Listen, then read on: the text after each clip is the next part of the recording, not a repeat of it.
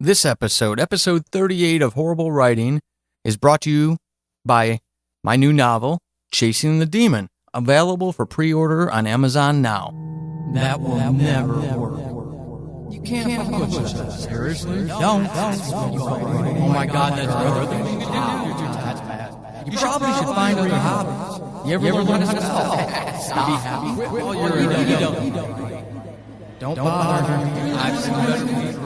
Do you really want to and my third grade, give it up.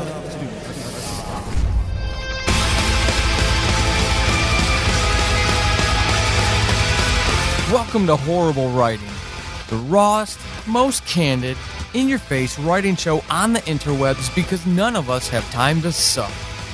Let's do this.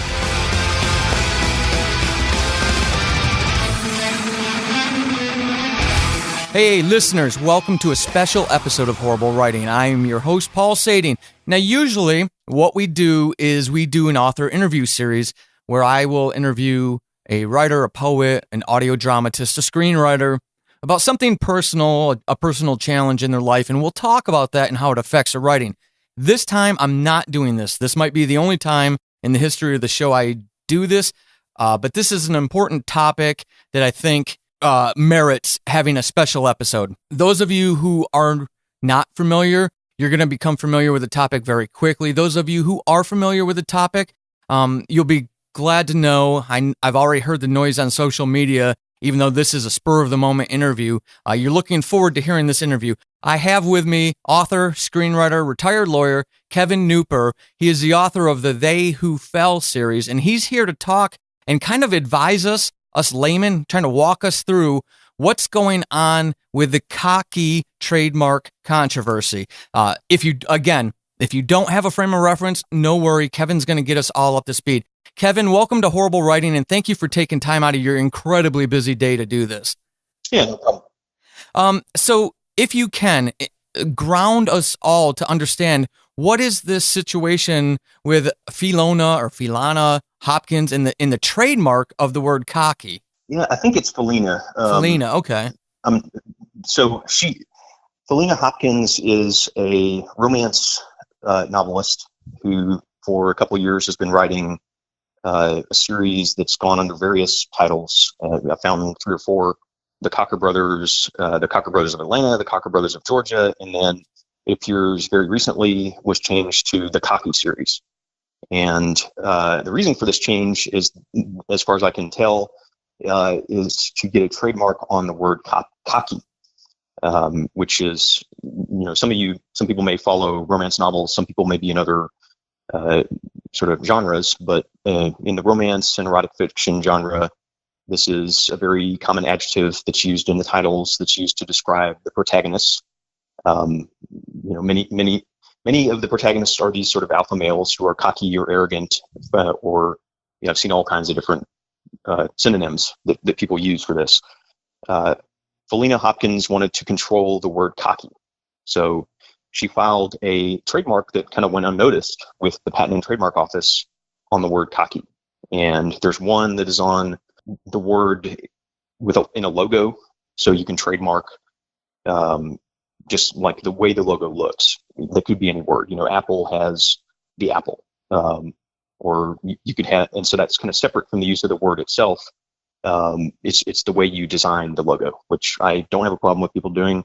I don't think anyone has a problem with you making up your own logo for whatever word you want. She also filed a trademark on just the word in general, and is now had made some legal threats to authors, talking about lawsuits that if they kept using the word cocky in their titles, that she would go after them. She has been more recently filing, and this is sort of reports I've heard from people online, and I've seen books taken down because of it, but basically you can go to Amazon if you have a trademark, and she has an issued trademark now, because this sort of just slipped through.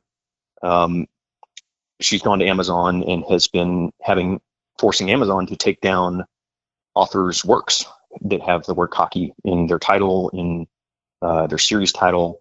So several of the authors have predated her use. They had their own series. There was one series called the Cocky series that was, I believe, out before Miss Hopkins was using this. So all these authors are, there's been an uproar, right? Because everybody's suddenly facing legal threats. Their novels that they've had up for years are coming down. Some of them are looking at this and saying, hey, I used this before you, so why are you coming after me? Mm-hmm. And so this is kind of a big issue, not just for them, but for everybody, because some of the sort of fans or supporters of Miss Hopkins have been calling this an evolution in sort of independent book marketing strategy. And I think that it is a disaster, really, if this becomes something that people try to use more commonly. You're going to see, sci-fi authors may see sci-fi trademarked. If you're in fantasy, you may have like elves getting trademarked, and people are going to, it turns into who has the most money to have a legal fight, not who has the actual rights to this. Right. And I think that's the scariest thing about it, and why I'm so glad you were able to come on and explain, why all of us should care, regardless of the genre. My first book goes live on June 10th. I've got the word demon in it, and now I've got this idea that as a horror writer, it'd be really neat to just be able to trademark that word as well for the entire horror genre. Might do me well. Who knows?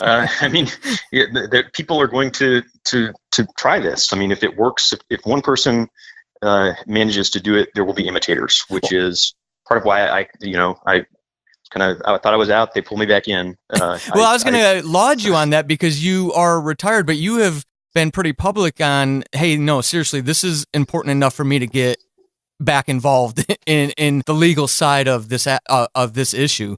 Yeah, I mean, so I worked in the patent sector doing patent lawsuits, and there've been issues and debates, and I worked for a number of different companies, and I won't really talk about sort of anybody I've worked for before, but there's been a general public debate about what are called patent trolls, and they are, there's nuances on both sides, and there's arguments to both sides, but there are some people. I think there's even a Silicon Valley episode on sort of one of the worst examples of this, where somebody just bought up patents, and they have sort of the lawyer just going up to all these little startups and going, hey, look, you don't have 20 grand, so pay me 10, or I'm going to make you pay $200,000 in legal fees.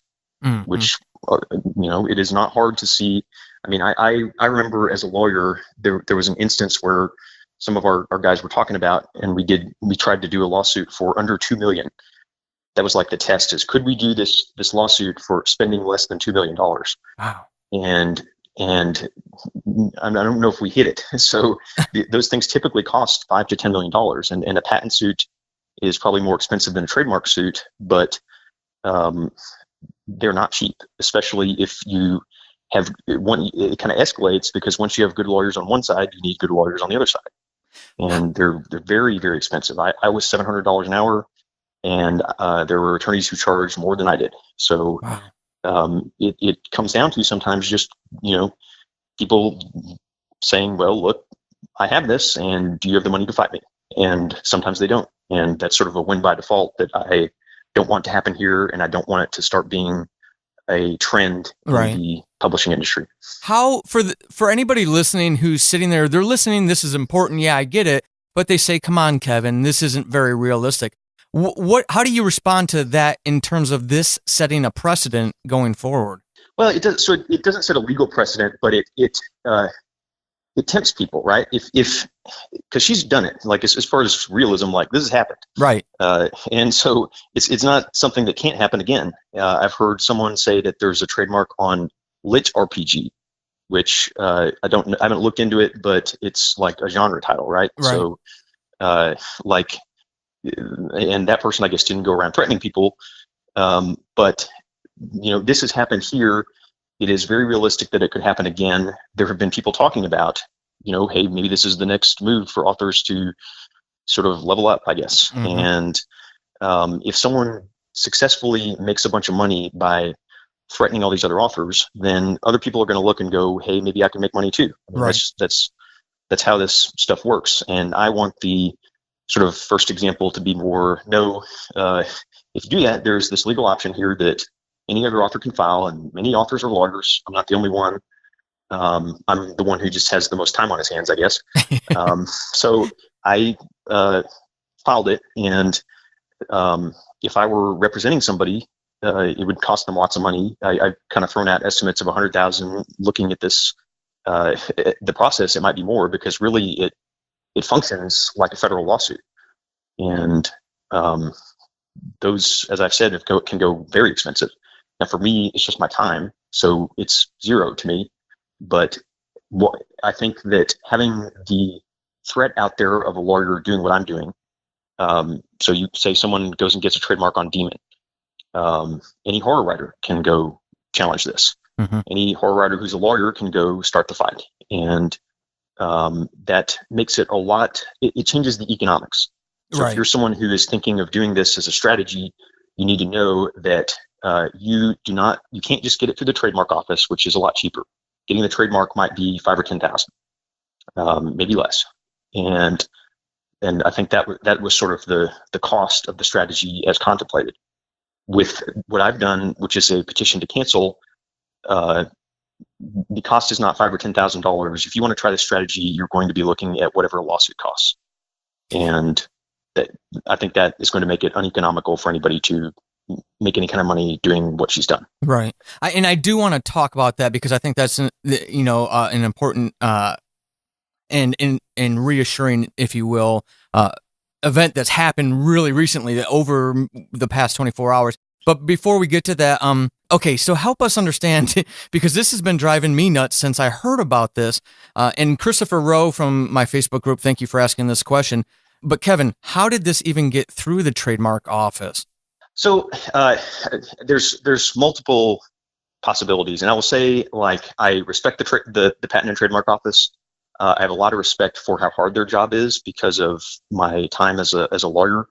You would basically find every patent would have issues with it, and they have to do patents, they have to do trademarks, they have to do copyrights, and they have the reason so many of these get whenever there's a lawsuit on one of these, they get challenged. Okay. And the PTO has its work sort of gone over by the lawyers with a fine-tooth comb. The mistakes happen, and the reason they happen is partly because of the sort of the workload they have. Partly the system is designed, it is not adversarial. And when I say adversarial, that's kind of a phrase that means that there aren't two lawyers going in there before the trademark office with one of them saying, hey, this is why I should get a trademark on copy, and the other guy kind of challenging why they shouldn't. When this process happens, it's one person going in, submitting their evidence, and then asking the Patent and Trademark Office to review what they submitted. And they have duties when they're doing that because this is not an adversarial process. The PTO needs to rely on what the person has submitted to them. Okay. So if someone is telling them something, they don't have time to go research. I have sort of this crowd of people on the internet who's tracking down every time that Ms. Hopkins has used a title in her series or whatever. I don't even personally, as a trained lawyer, have the time to go find all the things these people are finding. Right. So one of the ways to get to your question that this error can happen, and it looks like here, is she told them, I've been using this trademark since 2016, and she claimed priority back to around, I think, August 2016. So when she said, look, that's when I first published my first book in this series. That's priority means I'm the first to use it there, right? So from that day on, I established the trademark by using it out in commerce, by selling it, by advertising it, and I own it. And that's what you've got to do. You got to get it for a series. You have to use it in a book series, and you have to be using the name.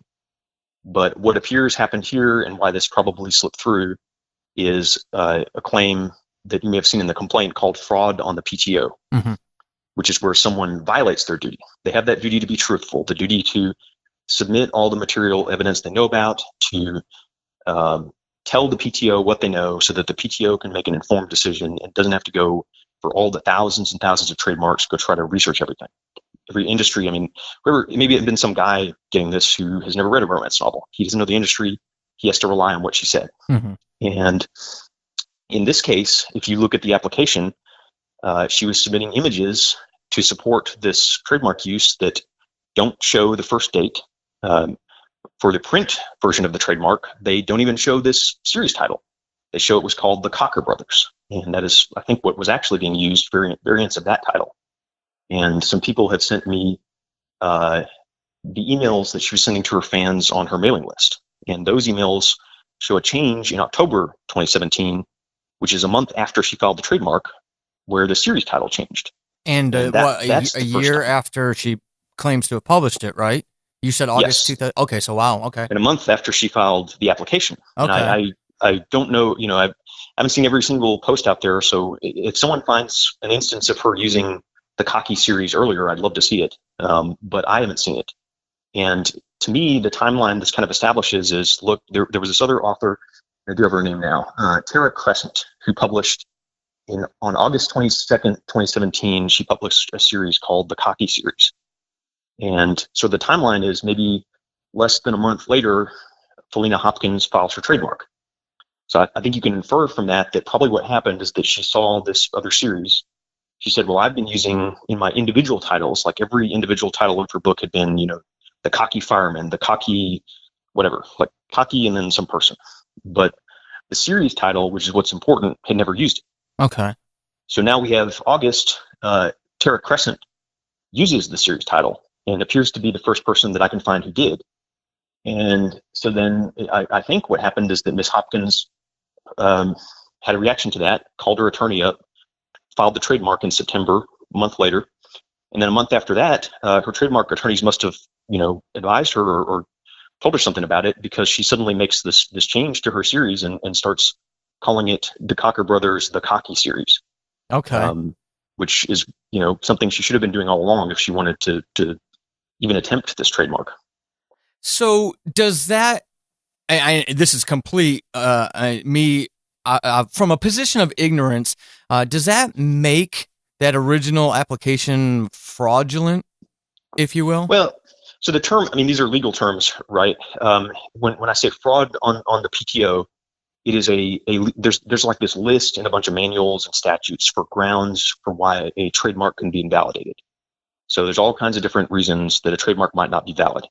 It might be too generic. It might be descriptive. And one of them is that in your application, you did what was called fraud on the PTO.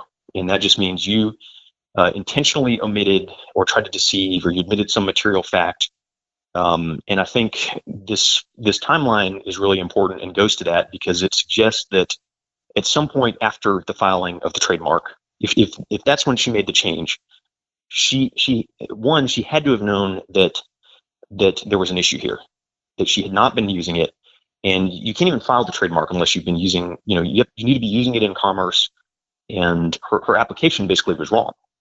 Her priority was wrong. And that's a huge issue, because if somebody else got there first, we can put aside all the other issues. If Tara Crescent did this first in commerce, then she's the only one who could be claiming ownership of this.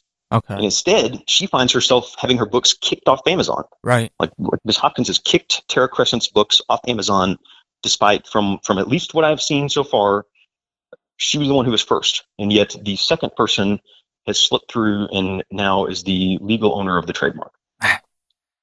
And as of yesterday, folks, we are recording this on the 8th of May, so we're doing the same day. So as of 7 May, to Kevin's point, I saw that conversation online, and I believe Tara's entire backlist with that series title has been, at least for now, suspended by Amazon. So she's, her fans have no access to that. She's got no access to her own content. Yeah, and people are having to retitle their series. They're having to get new covers. They're facing a lot of expenses on this. They're very obviously very sort of concerned and freaked out about it. And none of this should have happened. I think this is something where if you want to trademark a series title, she could have trademarked, and I think she even does have a trademark on Cocker Brothers, which is a separate one. If you trademark something unique like that, like she could have trademarked Cocker Brothers of Atlanta. And if the concern here really is, someone's going to try to copy directly what I'm doing, then you'll get a unique title. That's something that you can legitimately get a trademark on. Even then, I would say, just sort of as a practical matter, like it doesn't necessarily hurt you if someone else has the same title. I can recall an instance, and this is in sort of the screenwriting field. There was a case a couple years ago, not a legal case, just two guys came out with screenplays at the same time, like in the same week, both called, I think, Burn Run. And what happened, it was a big, like, wow, how did this happen? And then both of them sold, which is very unusual to even sell a screenplay. Mm-hmm. So it doesn't necessarily hurt you that somebody else is running around trying to promote the same title you're using, as long as people can tell that it's from a different author and the cover's different series. If someone's taking the text of your book, if they're using your characters, if they're doing stuff that's sort of more pirate oriented, then fine. I don't think anybody would really have a problem with this. But trying to claim that you're the sole owner of this adjective that's existed for 500 years, people are not going to be happy. Right.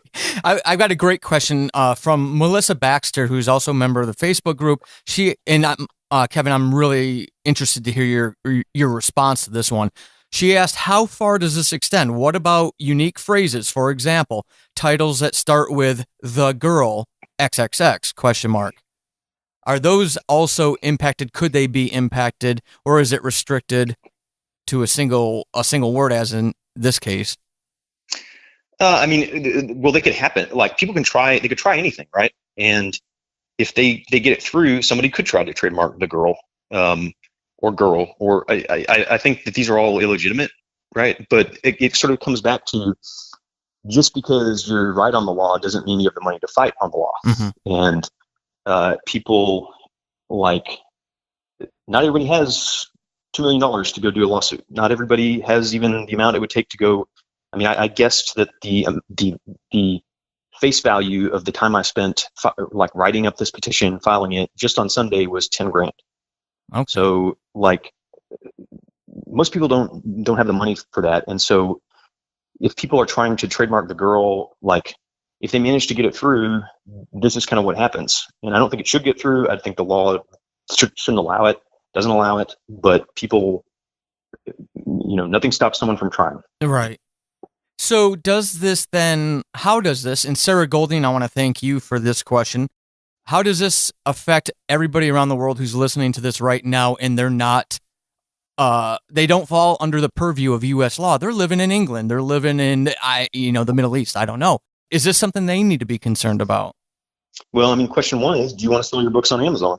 Amazon's in the U.S., right? Right. And they have to follow U.S. law. So you may be in Australia. Amazon Australia is a big bookseller. I know in the UK, Amazon UK is one of their big sellers. So now you've got a U.S. company that is, and they're in a bind. And there've been lots of criticism, and I hope they kind of do what they can legally to limit the impact of this trademark. But if I were Amazon's in-house lawyer, I would be sitting here going, well, she has a trademark. What do we do?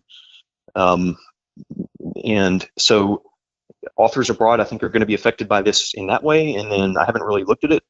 I'm new to trademark law. I sort of am used to litigation, which is what this is, but trademark law, I'm learning. I was all patents. So, but it does, there's international treaties on this, and I don't know the effect of does having a U.S. trademark, it may give them rights internationally, and that may differ country by country. I don't know, but you may find someone saying, look, I have this U.S. trademark, and there are all these treaties with your country to enforce it. So guess what? Sorry, you can't sell this book in the UK anymore either. Okay. Wow. Okay. So the potential damage is far-reaching. What, Ellie off of Twitter, thank you for this question, Ellie. This, and Kevin, this is where I really want to give you an opportunity to talk about, what you were just talking about, that investment of all your time on Sunday. So what can be and what is being done about this? And when you talk about that petition, can you kind of talk and explain what that lasting impact of that could be for situations such as these, should they arise again? So I don't know if it has sort of legal precedential impact beyond this trademark. It may, if the trial and trademark, or the Trademark Trial and Appeal Board can issue an opinion, and so their opinions would have precedential value for other appeals. And they're very experienced lawyers, trademark experts. They'll know more about trademark law by far than I do. But they're there sort of as the backstop, and this is essentially a court. It's part of the agency. And so what I did was file what is called a petition to cancel. And people have sort of, just for non-lawyers, it's not a petition in the sense of go get 1,000 signatures. It's a legal document that is a petition in the sense of a request. So I requested that the Trademark Trial and Appeal Board sort of reconsider this. Is this really a trademark or not? And so that is on file. I'm the one challenging it. Other people are allowed to do this too. I just spent, it's $800 to do it. I've heard that that the font designer for the font that she trademarked may also be looking at some kind of challenge, because apparently she filed on a font that he owns.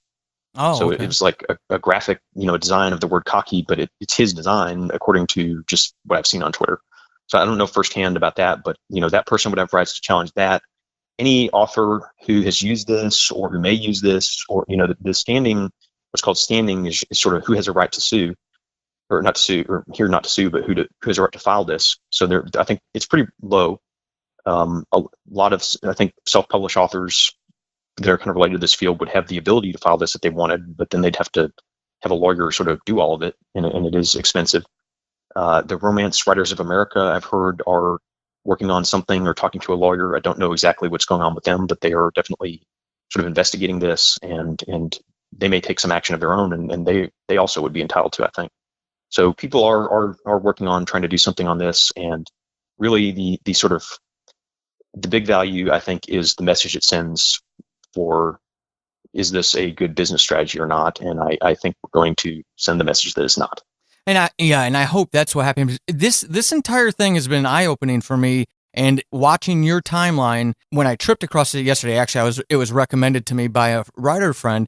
I feel for these folks who are going through this. It seems incredibly reactive, and had you not been so impassioned, there could be a lot of authors out there who are would really be paying for this forever. I mean, we all, those of us who are indie authors, understand the struggles and the barriers to market that we already face, and something like this could permanently damage someone's ability to stay in the marketplace. So it's been frustrating, but it's still, I'm glad we have folks like you out there, but at the same time, the process for me just seems completely backwards, where someone can do this and then people have to react to that, fair or unfair claim by them. It's just so frustrating. Last night, you also made a comment in reply to someone, and maybe you might be able to enlighten us a little more on this, about the process itself. So this petition goes in. What kind of timeline are we looking at with this entire process? Especially because in the front of my brain are those folks who are directly impacted by it. What could they reasonably expect? So there's an institution sort of document that they create that institutes the action. That's something they're going to send to me. They're going to send to her and her trademark lawyers, I guess, whoever filed it. And that basically, what that document will do is basically say, whenever they send it, from the date the PTO sends it to us, she has 30 days to file a response. And this is a legal document. It's going to be, you need to have a lawyer kind of draft it. So what happened, and they will also give us the whole schedule. This could take up to 18 months at the maximum.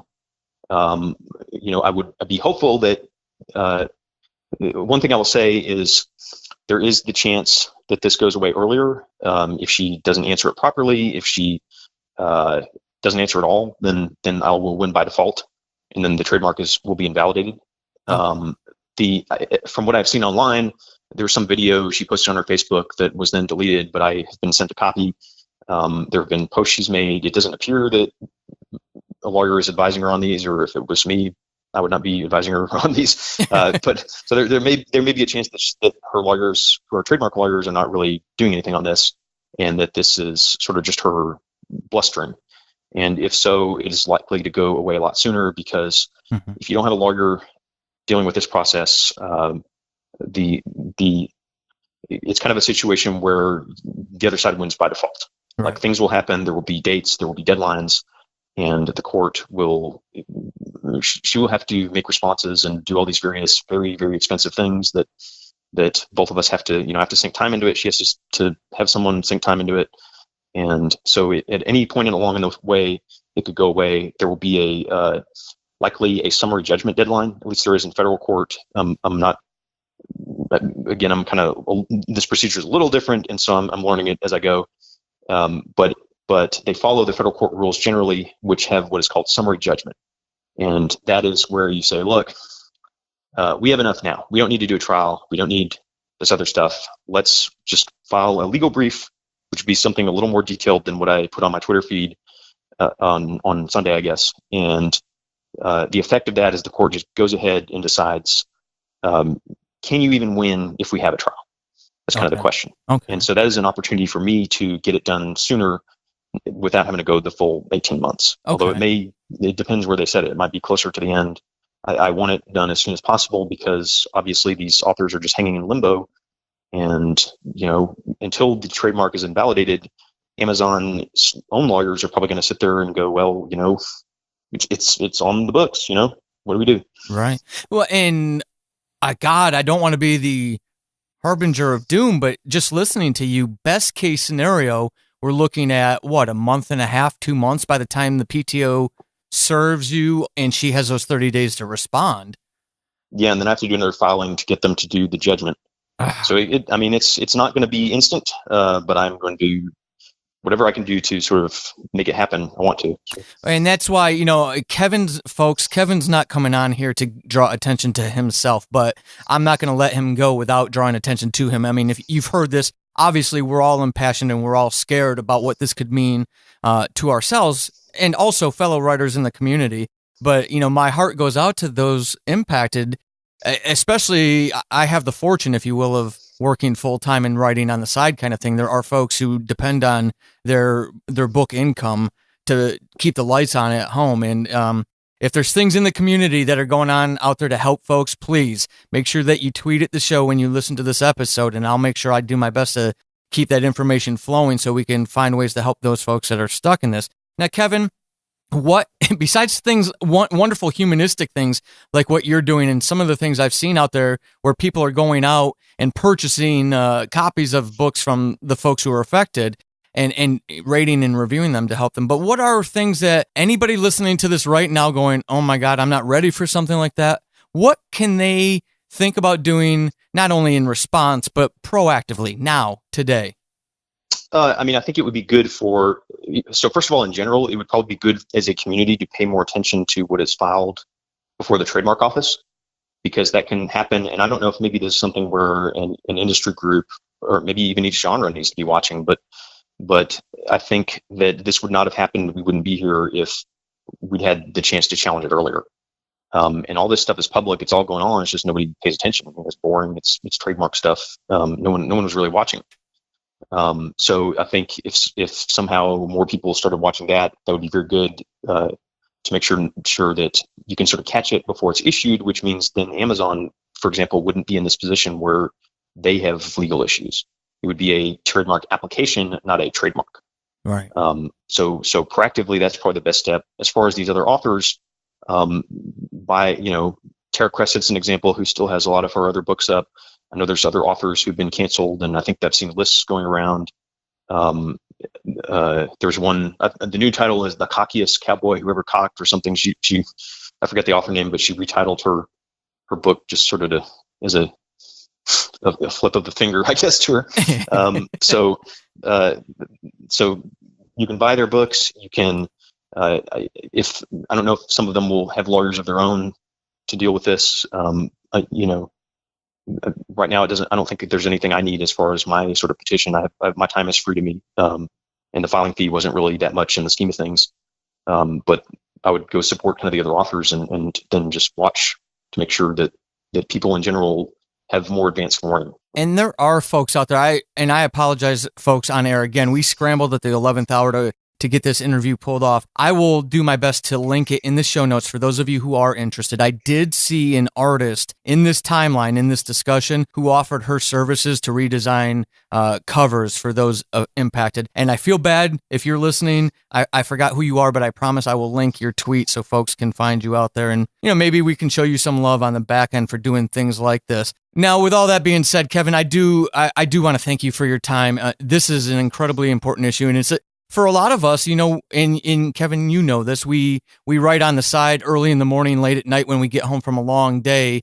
And it takes enough for us to get into the market space as it is. And things like this are just absolutely frightening. We don't understand them. And you've come on and really helped ground us with what's going on. And I feel personally much better knowing someone like you has their hands in this and just hearing the determination in your voice. And I do feel a sense of optimism. Again, I'm not personally impacted. I don't want to come across sounding apathetic. I'm definitely not. But at the same time, knowing that there's somebody like you out there working it, I just, from the community to you, I want to thank you for your efforts. I know you're not asking for that, but I do want to thank you. But in the meantime, also, while I have you on here and I've just come across you, I'd like to just get an idea, give you an opportunity to talk about some of the fun stuff that you do for a living nowadays.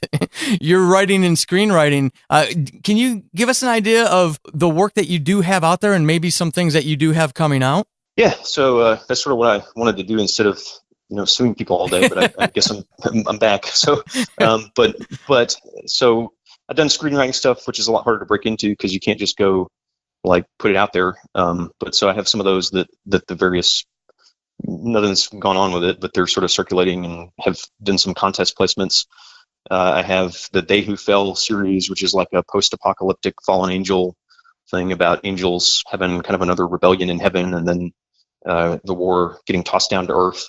And then I was a few thousand words away from this week from finishing a new book called Restricted Fantasies, which is a short story collection, sci-fi kind of along the lines of Black Mirror. That's basically focused about like virtual reality. What is it? Do we live in the simulation? Are we going to live in it? What's it going to do to us as humans as we sort of progress through the development of virtual reality technology? So that may not be as interesting to all the various romance writers, but it's sort of more, if you like Philip K. Dick and Stanislaw Lem and all the 1950s, 60s sci-fi, it was a throwback to my childhood. And I will get to finish it once I sort of get off Twitter. So you're doing good for the world, though. So and that's really cool. So do you have a contact information website that you would like to send folks to who are interested in checking out some of the work you do have out there that's not related to suing people? I don't even have a website. I have a Facebook page just under my name, Kneupper. I post on Twitter, and I think I have some post on Facebook that's like pinned that has all the different random stuff I've done over the years. Okay. So you can look on Twitter. You can look, all the stuff's on Amazon, and I'm sure if you want to hear about it, you'll be able to. Excellent. I will. And listeners, I'll make sure that I put those links as well into the show notes to make it simple for you. So if you're looking on a iPod, you'll have to get over to a desktop or a cell phone, but I'll have those active links in the episode. So you can just click and go check out some of Kevin's work. Kevin, I want to thank you one more time for this.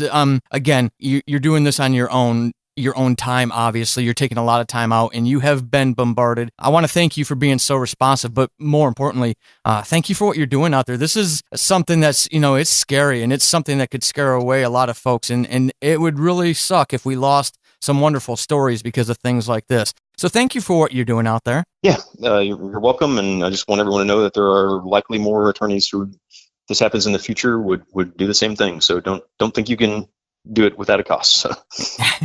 And I do want to thank you for coming on one more time. This has been excellent, informative, and folks, I do want to encourage you. I will put the links in there again. Go check out some of Kevin's stuff. You heard what he's been doing for perfect strangers, but for a greater purpose.